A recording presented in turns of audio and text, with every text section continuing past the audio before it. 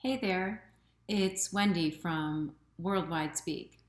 I'm back to talk to you today about how to write a summary. This is specifically geared for you, the English language learner. I'm going to go over some tips, and I'm also going to give you some practice with an example so that you feel more confident when your teacher asks you or your boss to summarize some sort of information that you heard, that you saw, or that you listened to. By the end of this video, you're going to feel confident summarizing. And if you enjoy this content, please remember to hit the like button. Let's learn. So, what exactly is summarizing? Summarizing is when we retell something we saw, we read, or that we heard with fewer words, and we use our own words. In fact, we do this all of the time. Let's say, for example, you saw a movie that your friend didn't see and you wanted to tell them about the movie. You would summarize it. You wouldn't go into every single detail of the movie because that would take a really long time. But you'd give them a brief summary. Or if you read an article in the newspaper or online that you found interesting and you wanted to talk about it with a friend, you would summarize it. I'm sure you're very used to summarizing. We just need to get you used to summarizing in writing in English. Summarizing just goes over the main points, like I just said, not the details, just the most important stuff. And when we summarize, especially in an academic setting, we use this to show that we really understand or understood what we read, what we heard, or what we saw. And this skill of writing a summary is essential for academic writing and test taking. You will encounter having to write a summary quite often if you're in an academic setting, as well as a workplace setting. So let's get started with some useful tips on how to summarize. Tip number 1 for summarizing. Make sure when you have a reading that you need to summarize that you have read the original source very well.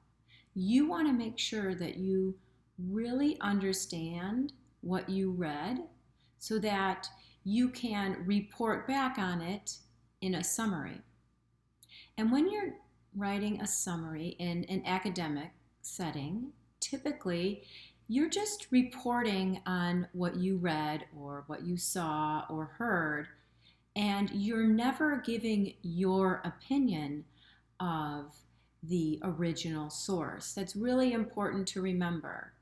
Understand the original source very well, then report back in a shorter form what the original source said, and make sure that you're not including your opinion. Tip number 2 for summarizing. Pull out just the main points, the most important information of the original source. Forget about any of the little details that were in the reading or the original source, like dates or numbers, etc., unless they are crucial to the main information, the main points. But typically, all those little details, we don't need to worry about those because we're going to summarize, give somebody a shortened version of the original source with just the main points. Okay, tip number 3. You need to keep the same order of events or sequence that the original source happened in most cases. It's important that you follow the timeline of the original source when you're summarizing so that you do not confuse the reader by jumping around and changing the order of the original source. Just like you would retell a story, or, for example, like I had said before, if you had seen a movie, if you were telling somebody a summary of a movie you had seen, you would keep it in the same order in which the events occurred. Okay, tip number 4. This is a big one. You need to use your own words when you are summarizing. Just because you're reading an original source and you're reporting on that original source does not mean that you can use the exact words or sentences from an original source. That would be copying, or what is known as plagiarism, and you cannot do that.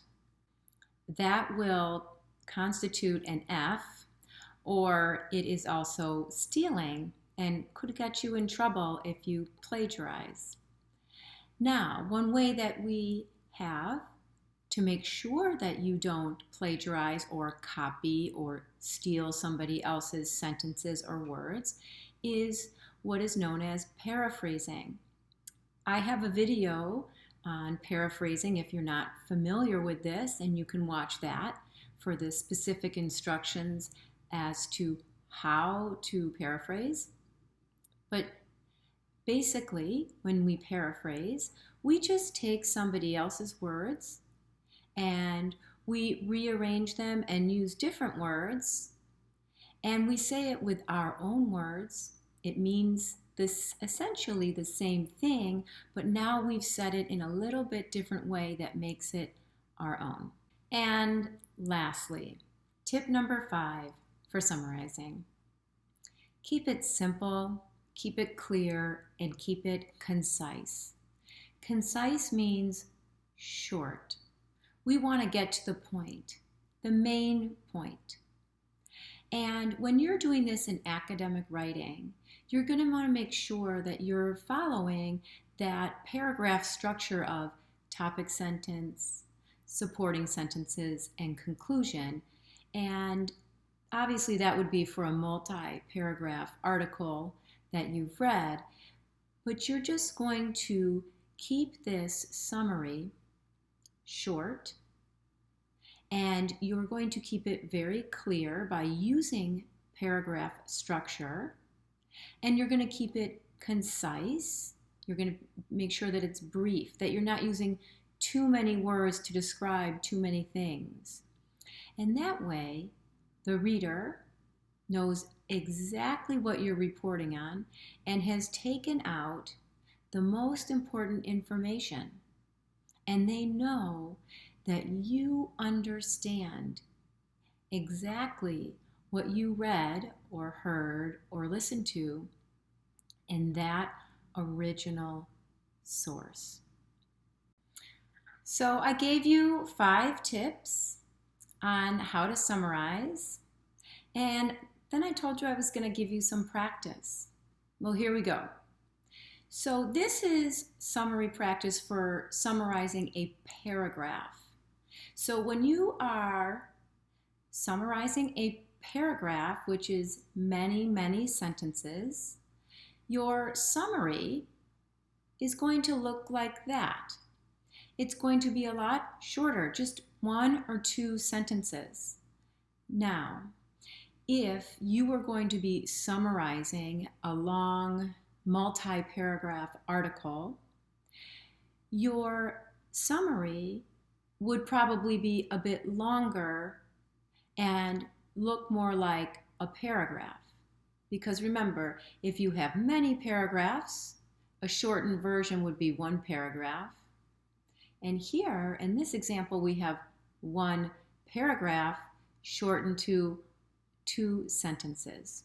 So your summary is always a shortened, concise, brief, clear version that pulls out the main points. Now, you may want to pause the video here so that you can read the paragraph on your own, and then you can read the summary on your own to see how I did this. I'm not going to take the time to read that to you right now, But please do pause the video and take time to read the paragraph and then read the summary so that you can understand how I pulled out the main points and just used those to write 2 sentences about that multi-sentence paragraph. I left out a lot of details because they weren't that important. They weren't so important that I needed them in the summary, because remember, your summary is just the main idea. You made it to the end, and now you should feel comfortable when you go to summarize a paragraph or a multi-paragraph article in your academic writing or writing in your workplace. We love it when you learn with us, and we always appreciate it when you like our videos. And definitely, if you enjoy this content, please subscribe.